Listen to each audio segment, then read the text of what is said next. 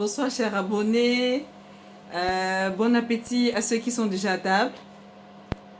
Bon appétit aussi à ceux qui ne sont pas encore de toutes les façons. De toutes les façons, je vous souhaite une bonne soirée. J'espère que tout le monde est assis soit devant sa télé pour préparer la journée de demain. Je vais pas être très longue ce soir. Un ami très proche à moi m'a donné une idée. Et puis j'ai pensé qu'il fallait que je la partage avec vous ce soir.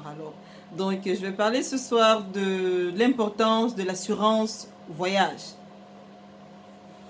Alors, beaucoup d'entre nous ont toujours l'impression que ça ne sert à rien de souscrire pour une assurance, quelle que soit, hein, l'assurance touriste, l'assurance voyage, ou quelle que soit l'assurance que on peut souscrire, quoi. Il est très important de souscrire une assurance voyage, une assurance vie, une assurance disons, pour tout ce que vous voulez entreprendre. Mais tout à l'heure ou tout de suite là, je voudrais parler uniquement de l'assurance voyage.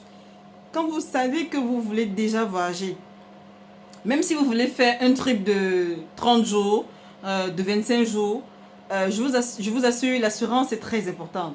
Pourquoi je le dis? Parce que si vous ne prenez pas une assurance voyage par exemple, ce qui n'est pas cher, hein, de toutes les façons, les gens adorent souvent tout ce qui est gratuit. Les gens aiment voyager dans des pays qu'ils connaissent ou bien qu'ils ne connaissent pas. Et on a toujours l'impression de dire, ah, qu'est-ce qui peut m'arriver? Rien ne peut m'arriver. Si ça arrive aux autres, c'est pas à moi que ça va arriver. Non, je vous dissuade totalement, quoi. Ce qui peut arriver à l'autre personne, ça peut vous arriver à vous. Même si vous voyagez pour 10 jours, pour une journée, et que vous pouvez souscrire pour une assurance, c'est important de le faire. Je m'explique.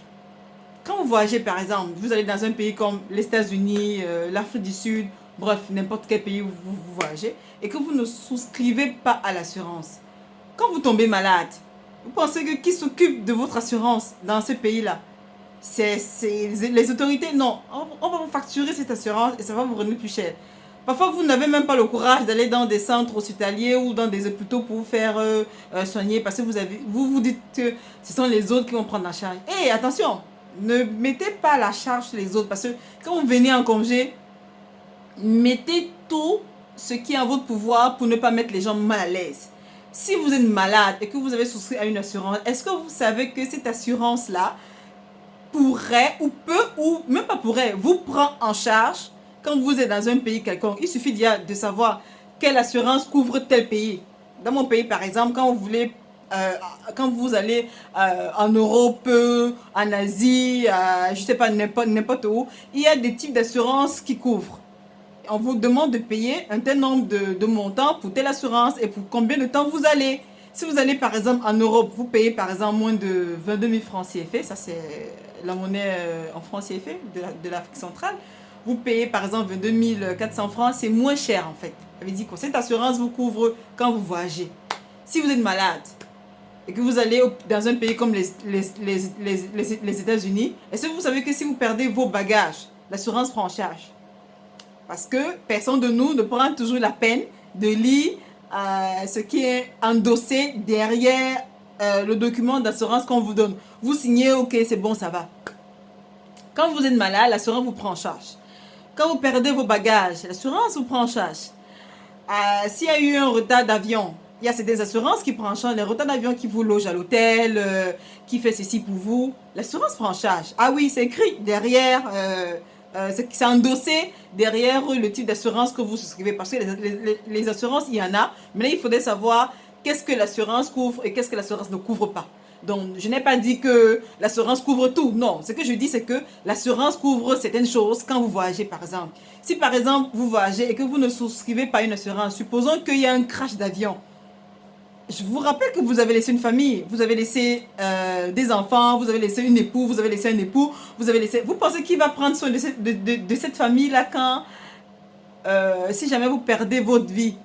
Il faut bien que l'assurance en coûte parce qu'il y a les avocats qui vont intervenir. Il y a plein de personnes qui vont intervenir par rapport à ça. C'est vrai.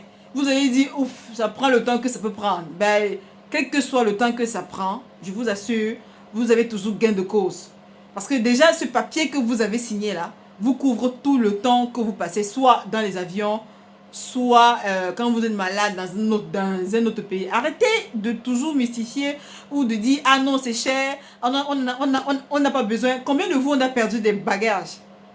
Je suis sûr qu'il y a pas mal de vous, même si vous me dites, toi qui me regardes là, je suis sûr que tu as perdu un bagage, quel que soit. Peut-être pas dans un pays où tu vas, bon, ok, d'accord. Dieu soit loué si vous avez voyagé plusieurs fois et que vous n'avez pas perdu, et que vous n'avez jamais perdu vos bagages. Imaginez-vous que vous perdez un bagage et que dans ces bagages-là, vous avez des choses très, très, très importantes et que vous n'avez pas souscrit à l'assurance. Je vous assure, moi j'ai côtoyé des personnes à qui on s'est rencontrés, à qui on a discuté, ils ont dit, ah moi j'ai jamais souscrit une assurance et tout, mais on s'est rencontrés quand on allait chercher les billetteries. Mais c'est compliqué et ça devient très dangereux parce que l'agent qui est assis devant vous, je ne vous dirai pas le nom de la compagnie, ça c'est entre parenthèses, l'agent qui est assis devant vous vous dira, allez attendre doucement et puis vous aurez une réponse de la direction générale qui vous dira de patienter ou vous fera signe quand vos bagages seront prêts. Archi faux. Je vous assure, archi faux. Vous avez 95% de chances que vous n'aurez même pas une solution par rapport à ça. Ça, moi, je vous assure. Vous allez attendre, vous allez beau faire des mails, vous allez attendre toute votre vie. Vos bagages ne sortiront jamais. Par contre, si vous avez souscrit à l'assurance, ne vous inquiétez pas. Vous apportez vos documents, vous apportez les bagages que vous avez payés à l'assurance. L'assurance vous dit, ok, d'accord, c'est bon, ça va. Suivant les clauses que nous avons, vous avez droit à votre bagage. Votre bagage a coûté combien? Vous dites les éléments. C'est pour ça que je dis toujours, il est important de garder aussi les reçus. Les reçus que vous achetez en free shop, en boutique, ou je ne sais pas où, gardez-les, c'est très important parce que ces reçus vous sauvent. Comme ces reçus peuvent vous détruire. Je prends beaucoup plus le cas des reçus qui sauvent. Donc, soyez tranquille, vous avez des reçus qui vous sauvent. Vous avez des reçus qui vous sauvent. Par exemple, quand on prend par exemple le cas des bagages qui se perdent, à l'intérieur, vous avez fait du shopping, vous avez acheté des choses pour la famille, vous avez fait ci, vous avez fait ça. Alors là, quand l'assureur vous demande qu'est-ce que vous avez perdu à l'intérieur, vous montrez les bagages, vous montrez des reçus.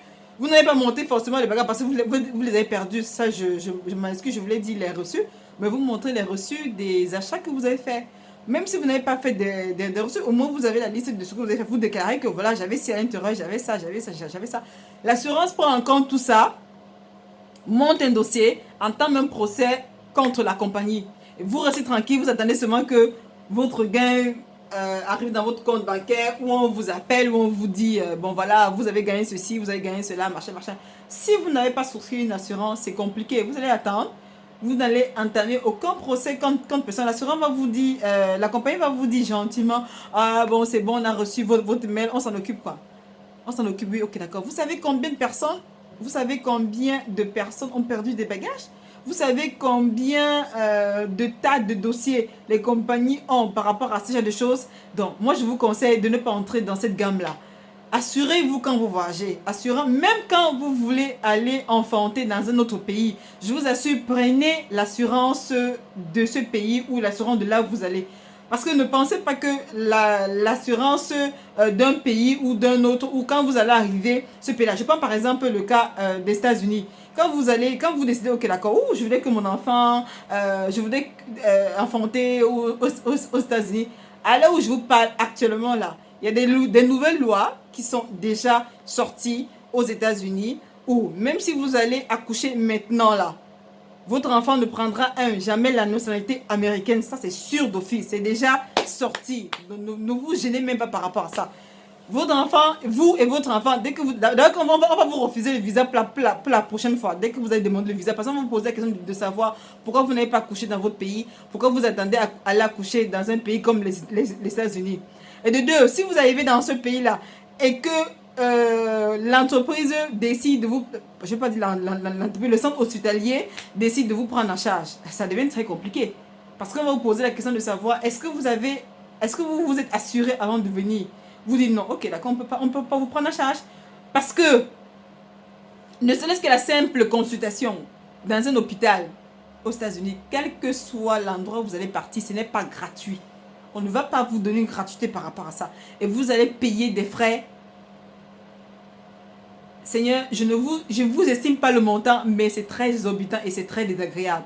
Donc, je vous conseille de souscrire à votre assurance avant de partir. Il peut arriver que vous avez des complications et que vous allez dans un hôpital, on vous soigne. Il n'y a pas de souci. Mais quand vous allez dans cet hôpital, moi j'ai été malade.